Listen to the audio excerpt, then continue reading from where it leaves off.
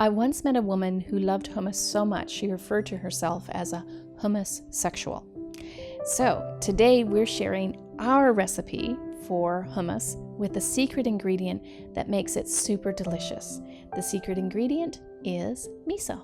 So miso is a fantastic ingredient, traditional Asian cuisine. It's great because it's not just a natural probiotic for the gut, being a fermented food, but it adds a delicious flavor, and in particular, it's fantastic in this hummus.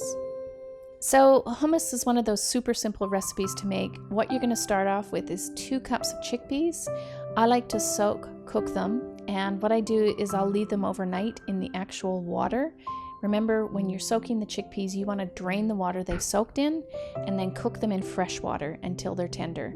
And then add in 2 cloves of garlic and the juice of 1 large lemon. So next I'm adding 3 tablespoons of tahini, 2 tablespoons of a cold-pressed olive oil, 1.5 teaspoons of salt, and a tablespoon of the miso paste.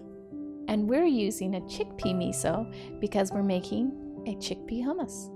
So then you just blend it until it's perfectly smooth. Here's a little tip: if you want it super smooth, you can add a tablespoon of boiling hot water, and that's where you get that white, really creamy kind of hummusy texture. But if you like it a bit chunkier, don't be afraid to just process it to your heart's desired consistency. And there you have it. You can see how simple and easy it is to make a delicious hummus. You can just finish it off with a drizzle of some cold-pressed olive oil or some cayenne pepper, or even for a little bit of fun, some hot smoked paprika. So this will last in your fridge for easily a week or 2. The hard thing is actually making it last 2 weeks.